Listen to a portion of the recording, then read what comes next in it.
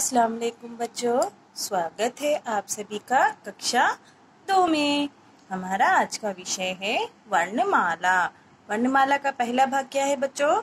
स्वर है और दूसरा भाग व्यंजन है। वर्णमाला के 2 भाग है। तो आइए बच्चों शुरू करते हैं। बच्चों, यह आपकी पाठ्य पुस्तक है, हिंदी की टेक्स्ट बुक है। इसका नाम है मधु किरण। आपकी पाठ्य पुस्तक का पहला पन्ना यानी कि फर्स्ट पेज में आओ कुछ नया करें, लेट्स डू समथिंग न्यू। तो बच्चों देखिए, आपको इस चित्र में क्या क्या दिखाई दे रहा है? बिल्ली है और कुछ चूहे हैं। हाँ, यह एक बिल्ली और चूहे की कहानी दी गई है, जिसमें एक बिल्ली थी। जिसमें क्या थी? एक बिल्ली थी। वह चूहों के पीछा करती और रोज कुछ चूहे मार देती थी और रोज कुछ चूहे मार कर खा जाती थी। सभी को पता है ना, बिल्ली क्या करती है? चूहों को मार कर खा जाती है। सभी चूहे परेशान थे। सभी चूहे क्या थे बच्चों? परेशान थे कि उन्होंने बिल्ली से छुटकारा पाने के लिए क्या किया? उन्होंने एक सभा बुलाई। सभा माने मीटिंग को कहते हैं। देखिए, यहाँ सब एक साथ बैठे हैं ना। हाँ, सभी चूहों ने अपने अपने सुझाव दिए। सभी चूहों ने अपने अपने सुझाव यानी आइडियाज दिए। एक चूहे ने बिल्ली के गले में घंटी बांधने का सुझाव दिया। एक चूहे ने क्या किया? क्या आइडिया दिया कि बिल्ली के गले में घंटी बांध देंगे। हाँ, पहले तो सभी डरे, लेकिन बाद में उन्होंने हिम्मत करके बिल्ली के गले में घंटी बांध दी। उन्होंने क्या किया? हिम्मत करके बिल्ली के गले में घंटी बांधी। क्यों बांधी? क्योंकि जब कभी बिल्ली आने लगेगी चूहों के पास, तो जब घंटी बजने लगेगी। इसी के साथ अब वे बिल्ली के डर से मुक्त हो गए। अगर हम हिम्मत व सूझबूझ के साथ काम करेंगे तो अवश्य सफल हो जाएंगे, कामयाब हो जाएंगे। तो देखिए बच्चों, आज हमने क्या सीखा? हम होंगे कामयाब एक दिन। जब हम अच्छे से मेहनत करेंगे, हार्ड वर्क करेंगे, तो हम कामयाब हो जाएंगे। We shall overcome one day. We shall overcome one day. बच्चों, यह देखिए स्ट्रोक्स। जैसा कि आपको अल्फाबेट्स लिखाने के लिए ABCD जब लिखते हैं ना आप लोग PP1 PP2 में, तो आपको इस स्ट्रोक्स की आवश्यकता होती है। जैसे कि स्टैंडिंग लाइन, स्लीपिंग लाइन। यहाँ स्ट्रोक्स आपको आपके पिछली कक्षाओं में सिखाया गया है, क्योंकि हमें भाषा सीखने के लिए यह आवश्यक है। ठीक है बच्चों? तो देखिए, ये पहला स्ट्रोक क्या है? स्टैंडिंग लाइन है। इसे क्या कहते हैं? खड़ी पाई कहते हैं हिंदी में। ऊपर से नीचे को आती है। और ये पड़ी पाई कहते हैं। पड़ी रेखा, पड़ी खड़ी रेखा, पड़ी रेखा।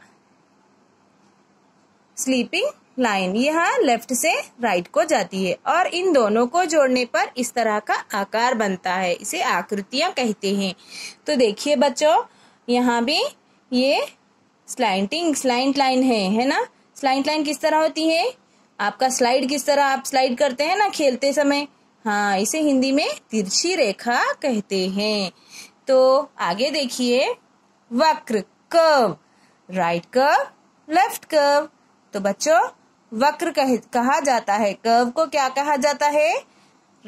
वक्र कहा जाता है। इन दोनों को जोड़ने पर गोल आकार बनता है। इन दोनों को जोड़ने पर क्या बनता है बच्चों? गोल आकार बनता है। यहाँ भी एक कर्व है, अपवर्ड कर्व। यह ऊपर को जाती है और यह नीचे को जाती है। इसे डाउनवर्ड कर्व कहते हैं। कर्व को क्या कहेंगे हम हिंदी में? वक्र कहेंगे। वक्र कहा जाता है हिंदी में। हिंदी भाषा सीखने के लिए ये सारे स्ट्रोक्स की आवश्यकता होती है। तो बच्चों, इसे अच्छे से प्रैक्टिस करना है। आपने फर्स्ट क्लास में भी इसे किया है ना बच्चों? पहली कक्षा में भी आपने इसे सीखा था। तो आइए वर्णमाला की ओर। वर्णमाला किसे कहते हैं? हिंदी अल्फाबेट्स को वर्णमाला कहते हैं। अल्फाबेट्स किसे कहते हैं बेटे? लेटर्स को कहते हैं। ABCD अंग्रेजी में कहते हैं और हिंदी में अ, ई को वर्ण कहते हैं। वर्णमाला का पहला भाग क्या है बच्चों? स्वर है। स्वर को अंग्रेजी में क्या कहेंगे? वॉवेल्स कहते हैं। और वॉवेल्स कितने हैं बच्चों? 13 है।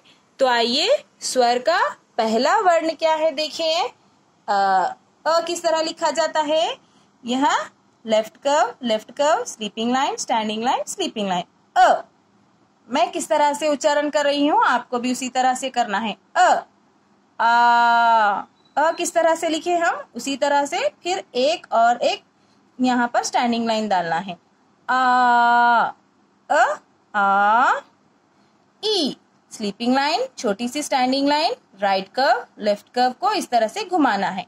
छोटी ई स्लीपिंग लाइन, स्टैंडिंग लाइन, इसी तरह से छोटी ई लिखते हुए यहाँ पर ऊपर एक कर्व लगाना है आर्क की तरह। तो इसे क्या कहते हैं? ई, छोटी ई, बड़ी ई, ऊ। इस तरह से स्लीपिंग लाइन, लेफ्ट कर्व, ऊ, ऊ, स्लीपिंग लाइन, लेफ्ट कर्व, और इस तरह से यहाँ से एक लाइन निकालनी है ऊ घुमाकर। ये क्या है बच्चों? री। रू नहीं कहना है, री। Sleeping line, standing line, slanting line, और इसे इस तरह से घुमाते हुए यहाँ पर एक कर्व बनानी है। री। री के बाद क्या आता है? ए।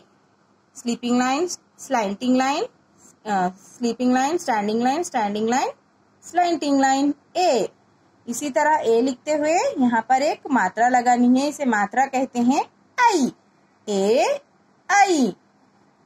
ये क्या है बच्चों? हमने अ सीखा है ना। आ लिखकर यहाँ पर एक मात्रा लगानी है। ओ क्या बन गया ये? ओ। यहाँ भी इसी तरह है, इसे आऊ कहते हैं। ओ आऊ। आहा। तो देखिए बच्चों, वर्णमाला स्वर, वॉवेल्स, अ आ, ई, ऊ, री, ए, आई, ओ, आऊ, आहा। है ना बच्चों? हाँ, आया सभी को समझ में?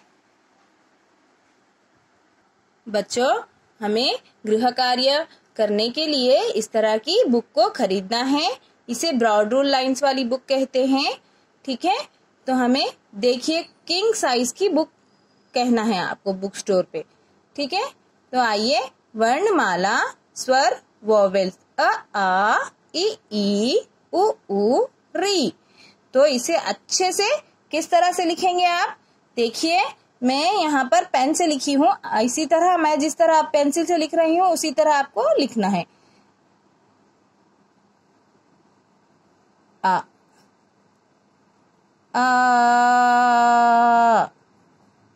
ई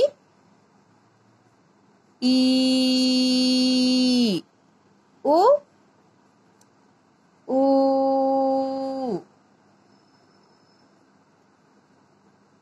री। तो आगे देखिए, ए आई, ओ आऊ, आहा। तो देखिए बच्चों, ए किस तरह लिखा जाता है? ए आई, ओ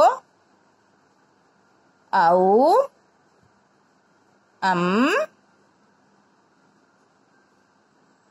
आहा। तो ठीक है बच्चों, अच्छे से गृह कार्य भी कीजिए आप। चलिए, अल्लाह हाफिज, धन्यवाद।